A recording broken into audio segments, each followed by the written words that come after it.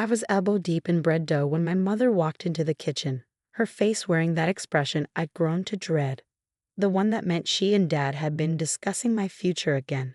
"Anna," she started, wringing her hands in her apron, "your father and I have been thinking." I kept kneading, letting the familiar motion ground me. The morning sunlight streamed through the cafe's windows, catching on the copper fixtures I'd carefully chosen when I'd renovated this place. Every detail of Sweet Dreams Bakery and Cafe had my fingerprints on it, from the vintage-inspired wallpaper to the carefully curated menu of artisanal breads and pastries. "Let me guess," I said, trying to keep my voice steady. "It's about James taking over." She brightened, seemingly relieved that she wouldn't have to break the news herself. "Yes. You know how he's been struggling since losing his job at the investment firm. Your father thinks this would be perfect for him. He has an MBA, after all." I laughed, but there was no humor in it. "Mom, James doesn't know the first thing about running a bakery. He's never worked in food service. He doesn't even cook his own meals. But he understands business," she pressed on. "Numbers, management, all those things you struggle with." I finally stopped kneading, turning to face her fully. "Struggle with? Mom, I've turned a profit every month since we opened. I paid back the startup loan in half the expected time. The cafe has a waiting list for specialty orders." But I could see my words weren't registering. In my parents' eyes, I would always be the impulsive daughter who dropped out of business school to attend culinary arts programs. Meanwhile, James would always be the golden child, even after getting fired for risky trading decisions that cost his firm millions. "Your father's already discussed it with James," she continued as if I hadn't spoken. "He's very excited about the opportunity. Think about it, Anna. You could focus on what you love, the baking, and let James handle the business side." I wiped my hands on my apron, leaving floury handprints. "This is my business, Mom. I built it from nothing. Dad may have co-signed the initial loan, but I'm the one who turned this old building into something special." She touched my arm, her expression patronizing. "Honey, we just want what's best for everyone. James needs this. He has a family to support. And I don't matter." I asked quietly, "My dreams don't count because I'm single. Because I'm a woman." "Don't be dramatic," she sighed. "Your father's already drawn up the papers. James will be taking over as managing director starting next month."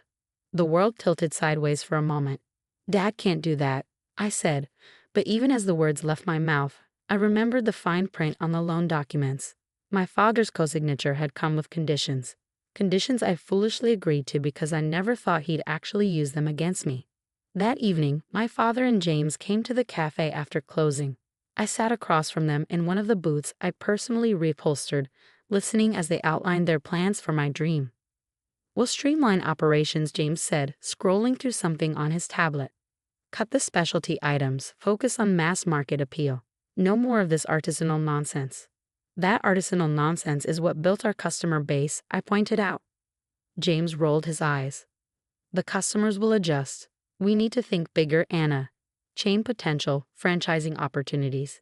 Not this small-time stuff you've been doing." My father nodded approvingly. "James has some excellent ideas for modernization.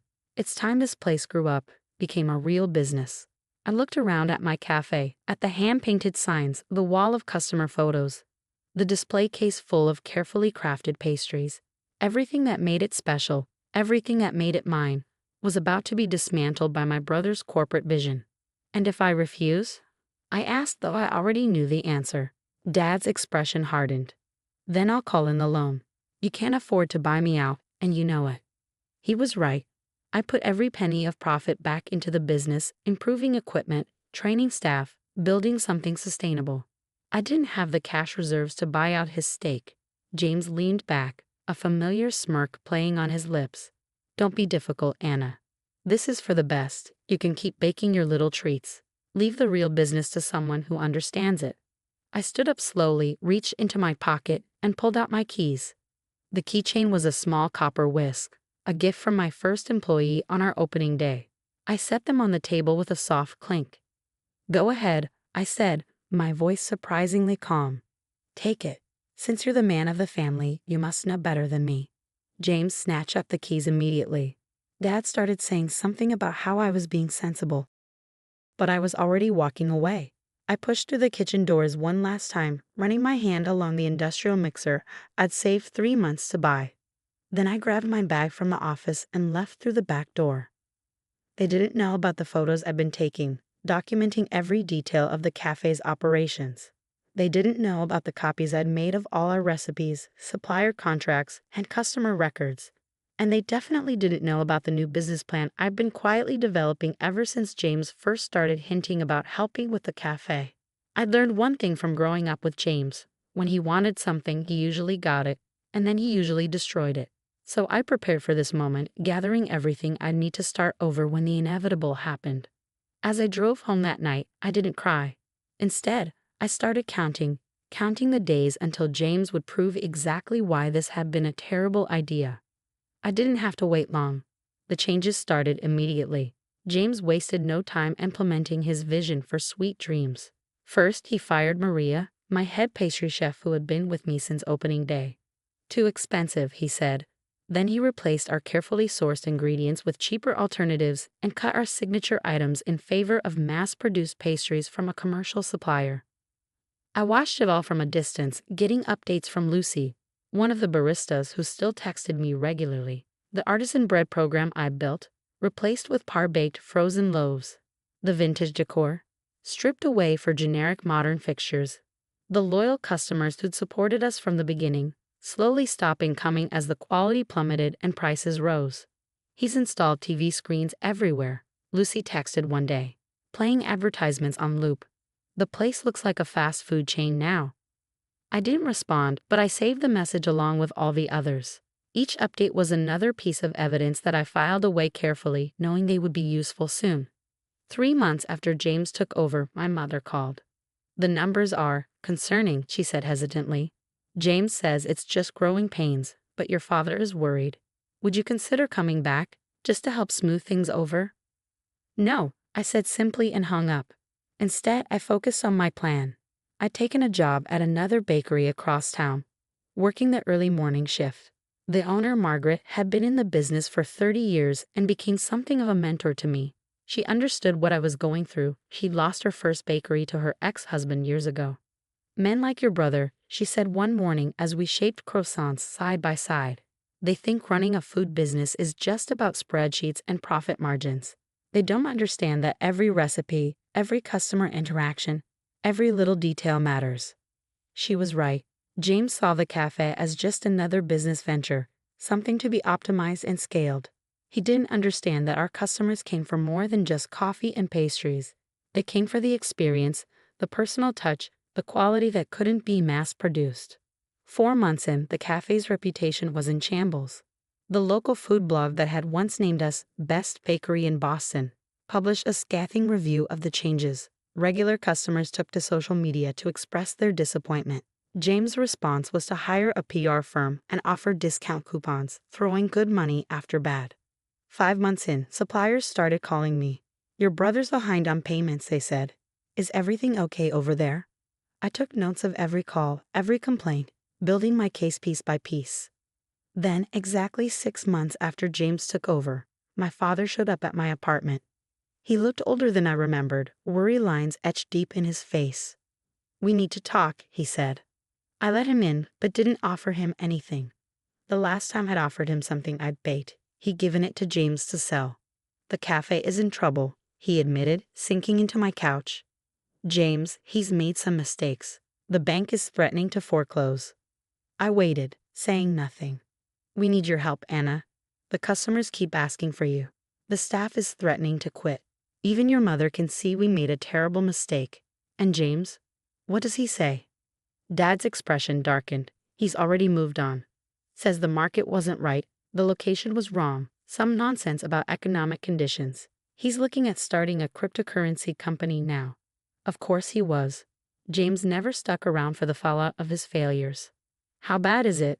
I asked, though I already knew from my sources. Bad. We're 3 months behind on the loan payments. Suppliers are demanding cash up front. The health inspector cited us for violations last week. We're weeks away from having to close permanently. I walked to my desk and pulled out a thick folder. 6 months of documentation, photographs, customer complaints, supplier issues, and financial records that my friends in the industry had helped me gather. "Here's what's going to happen," I said, sitting down across from him. "You and Mom are going to sign the business over to me. Completely. No conditions, no co-signing, no family involvement. I'll take over the debt, negotiate with the bank, and rebuild what James destroyed." "But I'm not finished," I cut him off. "You're also going to write a formal letter to every employee James fired, offering them their jobs back with back pay.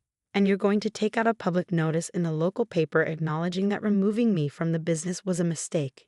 He stared at me, this daughter he'd never taken seriously, and I saw the moment he realized just how badly he'd underestimated me.